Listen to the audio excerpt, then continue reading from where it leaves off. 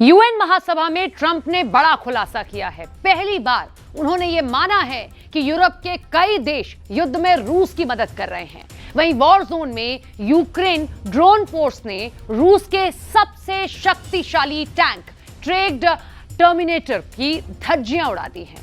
रूस का एटमी कवच कहे जा रहे टैंक की तबाही से पुतिन आग बबूला हैं।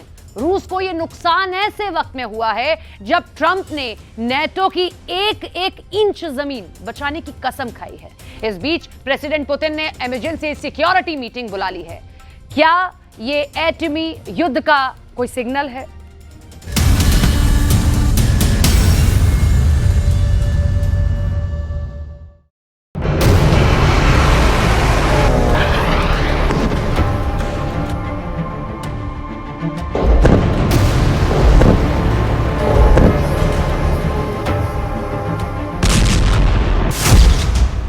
यूक्रेन के ड्रोन से हार गया रूस का परमाणु कवच। जंग के मैदान में पहली बार पुतिन की न्यूक्लियर हार।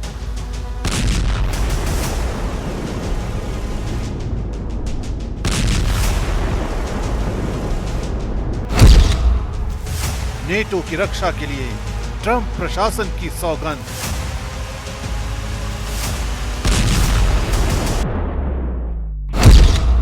चार मोर्चों पर घिरे पुतिन के पास अब आखिरी मौका।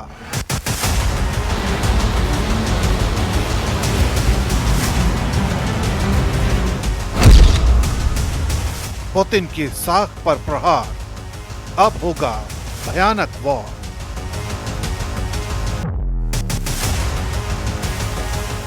यह दुनिया के लिए सबसे नाजुक घड़ी है, क्योंकि ये पहली बार है जब यूक्रेन की ड्रोन आर्मी ने पुतिन को ऐसा झटका दिया है जिसने उन्हें गहरी चोट दी है। इतनी गहरी कि उसका अंजाम अमेरिका से यूरोप तक जंग की लपटों को विस्तार दे सकता है। और अगर ऐसा हुआ तो तीसरे विश्व युद्ध का वो दरवाजा खुल जाएगा जो अभी तक बंद है।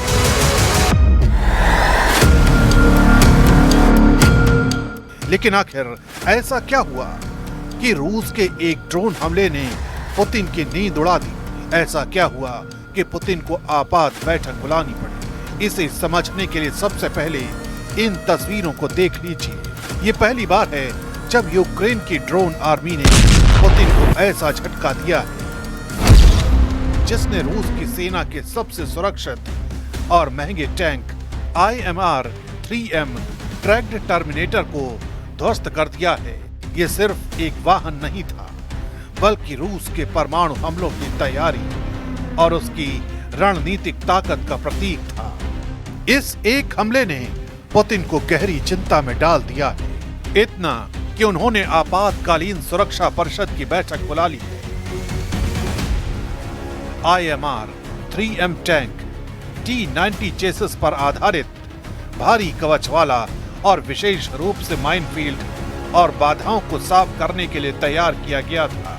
इसके bulldozer blade, telescopic crane, smoke screen और मशीन गन इसे युद्ध में किसी भी मोर्चे पर जरूरी बना देते थे।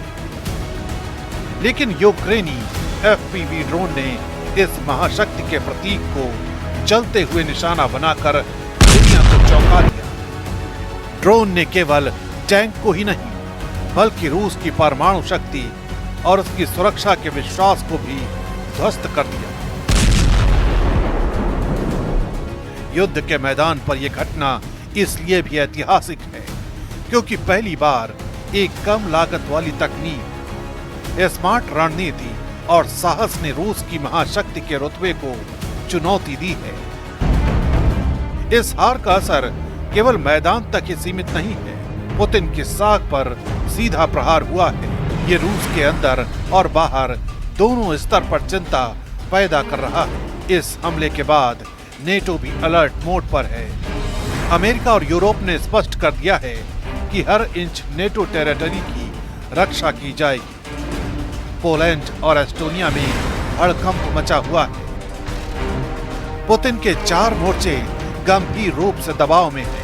अब उनके पास आखिरी मौका बचा है, वरना रूस की महाशक्ति की छवि और उसके परमाणु शक्ति के दबदबे को जबरदस्त झटका लग सकता है। अब पुतिन को मिली इस परमाणु हार को एक एक सीन के हिसाब से समझते हैं। IMR-3M ट्रैक्ड टर्मिनेटर के इस वीडियो को देखिए। आप देखेंगे कि कैसे छोटे और तेज FPV ड्रोन ने बड़े और महंगे टैंक को निशाना बनाया। जैसे ही ड्रोन लक्ष्य पर हिट करता है, टैंक के कवच पर धमाका होता है, धुआं उठता है और वाहन पूरी तरह से नष्ट हो जाता है। रूस की आधुनिक वॉर मशीनरी के लिए ये कितना बड़ा नुकसान है, इसे कीमत से ही समझा जा सकता है। IMR-3M ट्रैक्ड टर्मिनेटर एक बेहद महंगा और हाईटेक इंजीनियरिंग वाहन है। इसकी अनुमानित कीमत 6 से 8 मिलियन डॉलर यानी भारतीय रुपये में लगभग 50 से 65 करोड़ रुपए है। यूक्रेनी FPV ड्रोन जिसने इस टैंक को नष्ट किया है, केवल 1500 से 2500 डॉलर यानी लगभग 1.5 लाख से 2 लाख रुपए की कीमत में आता है। कीमत के हिसाब से देखा जाए तो FPV ड्रोन ने IMR-3M की कीमत का लगभग 2500 से 5000 गुना कम खर्च में उसे तबाह कर दिया। Allies affirmed yet again that our shared commitment to collective defense is unshakable.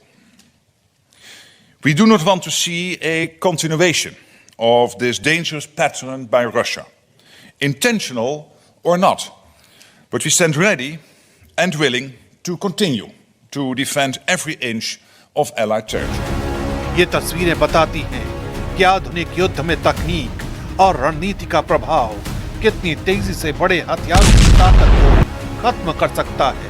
रूस के हथियारों के नुकसान का रिकॉर्ड रखने वाली वेबसाइट ORYX के मुताबिक आखिरी बार ऐसा वाहन 28 जनवरी 2024 को ध्वस्त हुआ था, जबकि उससे पहले 4 अप्रैल 2022 को एक और टैंक को निशाना बनाया गया था।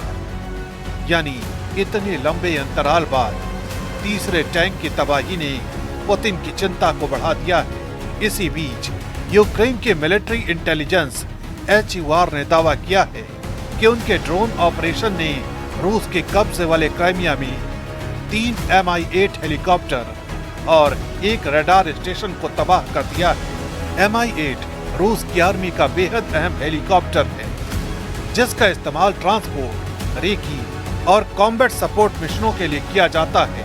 ORYX के मुताबिक फरवरी 2022 से अब तक रूस के से 46 हेलीकॉप्टर नष्ट हो चुके हैं। यानी यूक्रेन के ड्रोन और सटीक हमलों ने रूस की वॉर मशीनरी के सबसे अहम हिस्सों को लगातार निशाना बनाया है और ये संदेश दिया है कि महाशक्ति का कोई भी हथियार अब सुरक्षित नहीं है। रूस को ये नुकसान ऐसे वक्त में हुआ है जब पुतिन को रणनीतिक रूप से घेरने की तैयारियां जोर पकड़ रही हैं। उन्हें दुनिया के सामने कमजोर करने की लगातार कोशिश की जा रही है। ट्रंप प्रशासन की नेटो की एक एक इंच जमीन बचाने की सौगंध भी उसी कड़ी का हिस्सा है।